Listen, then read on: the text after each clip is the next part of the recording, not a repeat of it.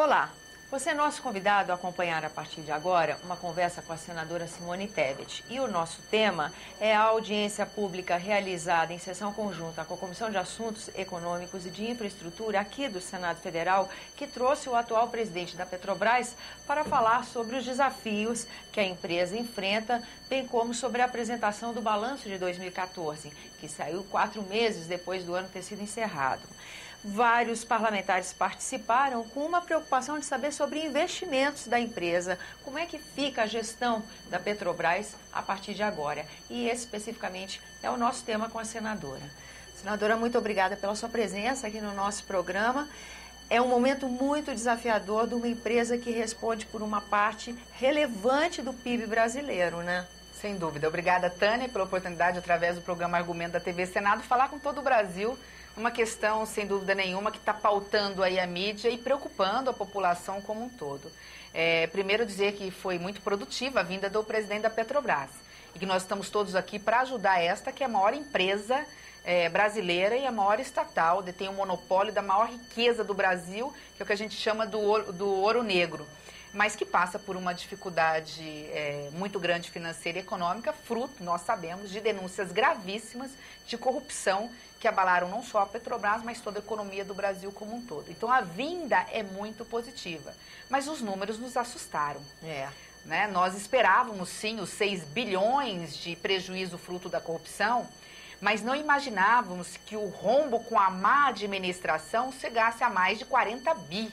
Então, tão grave quanto a corrupção, se é que tem alguma coisa tão grave quanto, mas tão grave quanto a corrupção, a meu ver, é como é que uma empresa histórica de 60 anos de vida, sempre muito bem gerida, socorrendo o Brasil nos momentos difíceis da economia, porque ela impacta em 13% o PIB do Brasil nos seus melhores momentos, como é que ela chega ao ponto de 2013, 2014 causar um prejuízo por má administração, prejuízo final aliado à corrupção de 21 bilhões de reais. Então, esses números realmente nos impressionaram. São assustadores. E a corrupção, a justiça, a polícia estão estancando com as investigações e trazendo à baila tudo o que está acontecendo. Agora, a questão da gestão é bem desafiadora, né, senadora? E nossa responsabilidade, né, Tânia? Claro que nós não vamos nos omitir também em relação à questão das denúncias graves apresentadas, mas nesse momento elas se encontram em boas mãos. Estão nas mãos do Ministério Público, do Poder Judiciário, que está cumprindo o seu papel, e quando nós formos chamados à responsabilidade, nós teremos que agir também. Nesse momento, a nossa responsabilidade sim, no meu caso, e falo como senadora, vou confiar, dar um crédito de confiança a essa nova equipe, a diretoria e presidente da Petrobras, vou dizer sim a tudo que for importante para a Petrobras e para o Brasil, vamos aguardar esse plano de negócios, porque eles precisavam dessa auditoria que aconteceu sem reservas, sem restrições, fazendo esse mapeamento contábil da empresa para falar, e agora, a partir de agora, para onde vamos? Esse plano de negócios vai ser realizado, pode levar 2, 3 meses, mas ele vai acontecer para ver quais são os novos investimentos em 2015 e em 2016, mas mais do que isso, é nosso papel fiscalizar. E eu vou estar atenta a essas questões, principalmente, Tânia, porque muitas obras foram paralisadas no Brasil. Nós temos milhares de empregos formais que deixaram de existir no Brasil, principalmente no final do ano. Há uma perspectiva e dados, se não me engano, da Universidade Federal do Rio de Janeiro, que estabeleceu, que colocou no final do ano, que 10% dos pós-trabalhos perdidos no Brasil foram frutos das demissões da Petrobras. Nossa, isso é dramático, hein? Então, diante de toda essa situação, nós vamos estar aqui fiscalizando daqui para frente, principalmente fazendo um pedido especial para a Petrobras. E eu aproveito, se você me permitir, que eu vou repetir esse pedido. Que o presidente da Petrobras, ao olhar para a própria empresa, não se esqueça do papel social que ela tem hoje e econômico e olhar também para o Brasil. Quando forem escolher as prioridades, as obras que precisam ser retomadas, que coloque no papel não apenas o custo econômico e o benefício econômico para a empresa, mas analise alguns casos, empresas que podem, obras que de repente não vão dar tanto lucro, mas que possam ter um impacto social naquela cidade, naquela região e para todo o país, no caso de geração de empregos, do aquecimento da economia, da utilização de todos os setores envolvidos, secundário e terciário. E aqui eu faço um apelo especial para a fábrica de fertilizantes nitrogenados da América, a maior que seria da América Latina, que estava sendo construída em Três Lagoas e precisa urgentemente ser retomada, porque já está 80% executada. E aí, senadora, obras abandonadas nesse país é tema recorrente? E sempre que a imprensa trata disso, a mídia fala do assunto, sempre mostrando o quanto isso é um desperdício, o quanto isso é prejudicial. Construir, largar no meio, não fazer, é muito danoso para a economia do país. No momento que essa crise de gestão acontece, abandonar essas obras, porque houve uma declaração de que a ênfase agora é a exploração, né? Que tem pouco fôlego, é uma crise que pode se estender de 2 a quase 5 anos e que o rumo vai ser exploração. Mas até que ponto largar essas obras não dá continuidade à questão da má gestão? É por isso que nós temos que estar atentos à resposta ao requerimento que fiz para o presidente da Petrobras, exatamente sobre essa questão.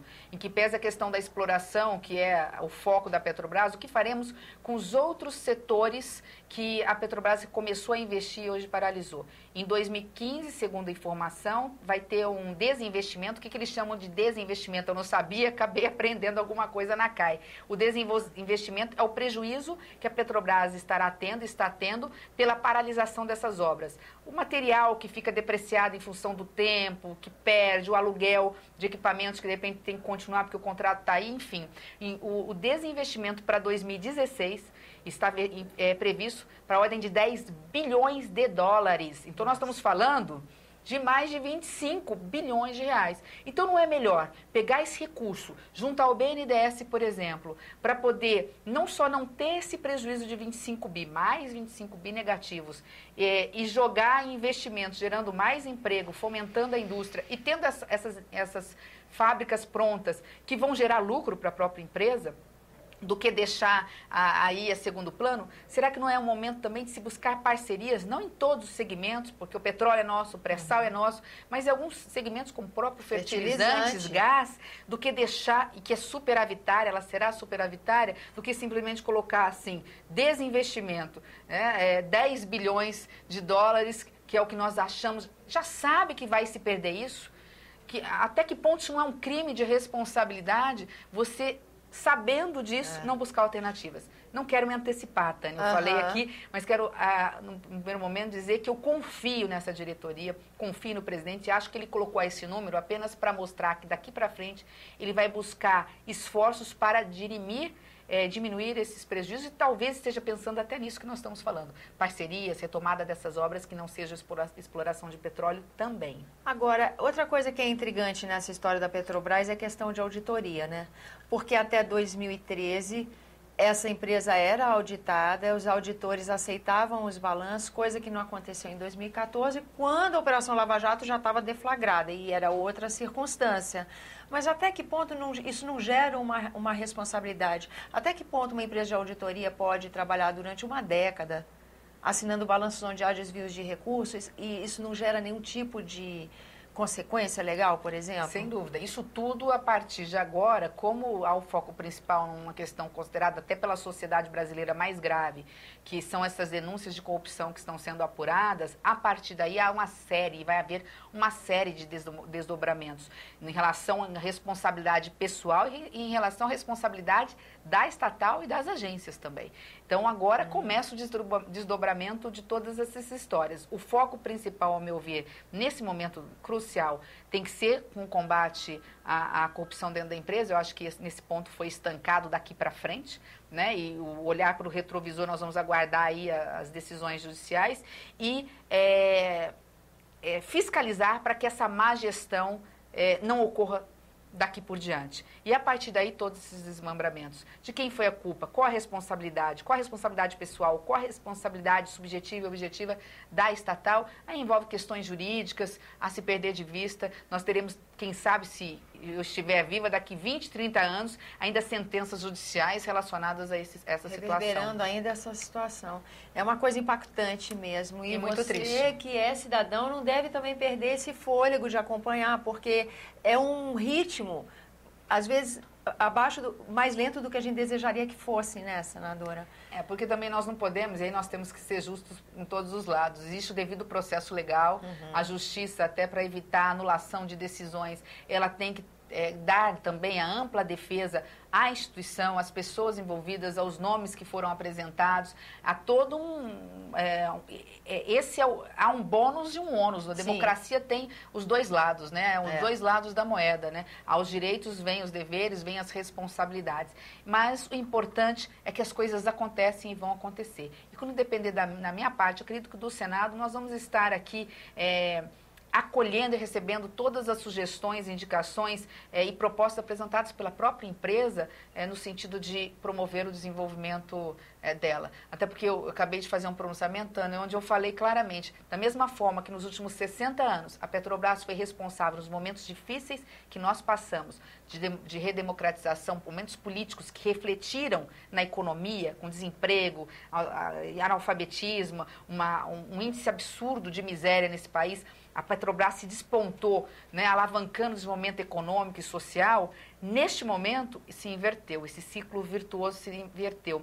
Ela puxou para baixo a economia, os dados, as estatísticas sociais, então agora ela tem que ser chamada à responsabilidade. Olhar para si própria, mas jamais esquecendo de, ao escolher a obra que vai ser retomada, com o impacto negativo da paralisação dela e qual é o impacto positivo se retomar a fábrica. Acima de tudo, né, olhar pelos milhões de brasileiros que ainda acreditam na Petrobras. Eu, particularmente, tenho um orgulho muito grande dessa empresa. Eu, na minha adolescência, ainda na época de criança, época de ditadura, eu tinha educação moral e cívica, eu me lembro das campanhas, o petróleo é nosso. Eu não sou da década de 50, mas sou da década de 70.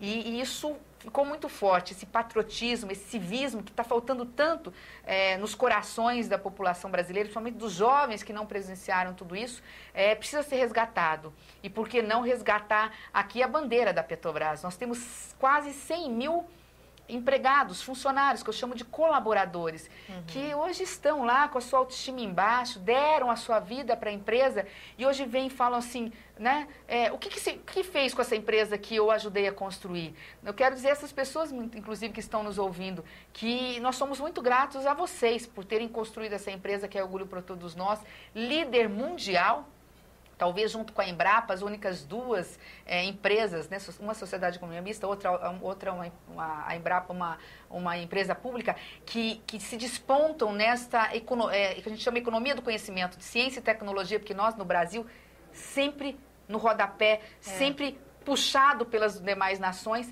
e nós, nesse caso, na política do conhecimento, na economia do conhecimento, a Embrapa na área do agronegócio e a Petrobras, líder mundial da exploração de petróleo em águas profundas. É esse orgulho que eu acho que nós precisamos começar a resgatar nas mentes da população brasileira, para que nós não possamos, no futuro, ter uma geração que não dê a devida importância a esta estatal. Senadora, muito obrigada pela sua presença aqui no nosso programa.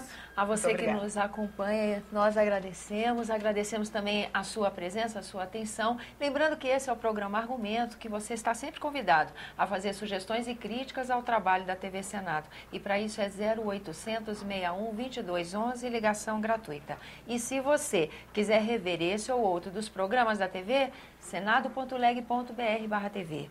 Até a próxima.